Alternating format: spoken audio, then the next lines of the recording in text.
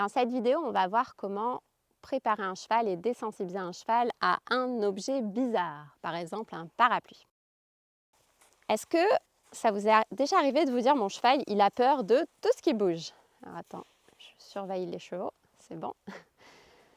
Il a peur de tout ce qui bouge et moi j'aimerais qu'il soit calme et qu'il soit curieux de son environnement. Ce serait mon idéal. Vous êtes au bon endroit si c'est votre cas. Un objet pour nous, ça, on est d'accord, c'est qu'un objet. Pour un cheval, c'est quoi ça pour un cheval?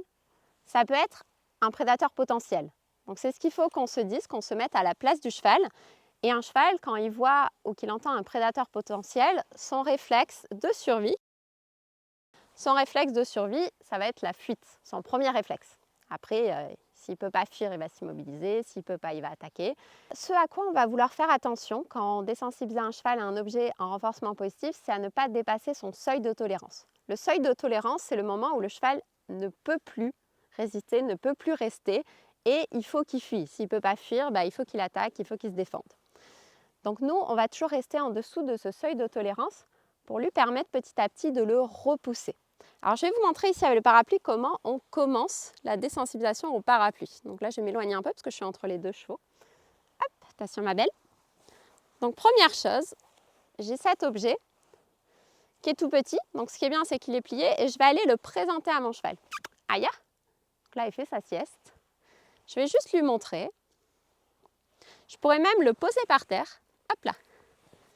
M'en aller et voir ce qui se passe. Là, je pense qu'ils l'ont même pas vu. Ah! Ok. Clairement, ce n'est pas quelque chose qui les effraie. Donc là, j'ai juste vérifié si l'objet faisait peur à mon cheval ou pas. Donc je sais déjà où est son seuil de tolérance. Je peux leur montrer l'objet sans qu'il y ait de peur. Une fois que j'ai ça, ce que je peux faire, du coup, c'est l'ouvrir un petit peu plus. Alors là, toujours pareil, je m'éloigne parce que je suis entre... Le faites pas en étant bloqué sur une barrière. Il faut que vous ayez de l'espace autour de vous. Bon, mais c'est Typhon qui veut travailler. On lui présente l'objet. Je vais petit à petit vérifier est-ce qu'il vient vers l'objet. Donc pour faire ça, je peux l'avoir dans la main ou le poser par terre dans la carrière. Je peux le bouger d'abord autour de moi, puis ensuite autour de lui. Voilà. Puis je peux faire des gestes de plus en plus amples. Voilà. Ce qu'on cherche, ce n'est pas un cheval immobile ou un âne immobile. Ce qu'on cherche, c'est un âne ou un cheval qui est décontracté et calme. Le fait qu'il ne bouge pas, ça m'intéresse, mais ce n'est pas ce que je recherche. Ce que je recherche, c'est qu'il ne bouge pas, mais qu'il ne me montre pas de signaux de stress. Donc là, c'est plutôt pas mal. Petit à petit, je vais augmenter. Donc là, hop, je vais ouvrir un peu plus. Je m'éloigne toujours pour faire ça. Alors, je me méfie parce que j'ai les deux chevaux. Ok, donc là, je ne vais pas l'ouvrir ici, je ne serai pas en sécurité. Je vais me mettre à un endroit, voilà. Donc là, j'ai de l'espace derrière moi. Je peux ouvrir mon parapluie en douceur. Ok, c'est ailleurs qu'il va faire la suite de la séance, vu que Typhon est là-bas. Ok, elle vient le voir. Petit à petit, hop, je le rebouge autour de moi. Donc, je refais toutes les étapes maintenant qu'il est ouvert. Et je vais aller le bouger autour d'elle. Voilà, très bien. Hop, je ne peux pas le faire de l'autre côté parce qu'il y a Typhon, on va voir mon titou. Voilà, super. Et après, je peux vérifier est-ce qu'il me suit malgré l'objet. Donc toujours pareil, je me méfie de l'environnement. Là, il y a Typhon et ailleurs. Voilà, ok, super.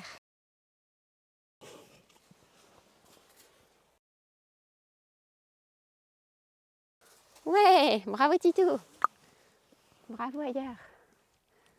Ok, si je repars avec, je peux le bouger. Est-ce qu'il continue à me suivre ou est-ce qu'il s'éloigne? Ok, ils me suivent. Vous voyez, ils sont un peu inquiets, mais ils viennent quand même. Ouais. Et est-ce que je peux cliquer le cheval qui vient dessous ou pas? Non, c'est un peu tôt. Donc là, je clique le calme. Typhon? Ouais. Là, je clique le fait que Typhon s'approche. Hop là. On va voir si Typhon... Alors là, c'est intéressant, on a 2 chevaux, hein. Travailler un cheval à la fois et pas les 2 en même temps. Je me permets de le faire parce que j'ai l'habitude, mais vous voyez, voilà, ailleurs, elle vient de virer Typhon. Et du coup, vous n'êtes jamais à l'abri qu'il y ait un coup de pied ou quelque chose qui part. Voilà, ok, c'est fini. C'est fini. Donc pourquoi on désensibilise nos chevaux? On en parle beaucoup en équitation, la désensibilisation. Et d'ailleurs, il y a un débat sur est-ce que c'est de la désensibilisation et de l'habituation. Ça, on en parlera dans une autre vidéo. Pourquoi on désensibilise nos chevaux? On ne veut pas des chevaux qui ne réagissent plus, parce que ça ferait des chevaux robots, des chevaux éteints. Nous, ce qui nous intéresse, c'est quand même d'interagir avec des vrais chevaux, hein, des chevaux vivants. Ouh là, c'était dur la séance. Mais ce qu'on souhaite et ce qu'on recherche, c'est d'avoir des chevaux qui soient disponibles, même dans un contexte où il y a un inconfort dû à un nouvel objet, une nouvelle situation. Qu'on ait des chevaux finalement qui réfléchissent et qui nous demandent « Ok, bah là j'ai un petit peu peur, humain, qu'est-ce que je dois faire dans cette situation-là ?» Voilà pourquoi on désensibilise nos chevaux. Si vous avez aimé cette vidéo, comme Typhon et ailleurs, n'hésitez pas à vous abonner à la chaîne YouTube, à la partager à des personnes qui pourront en avoir besoin, des cavalières et des cavaliers.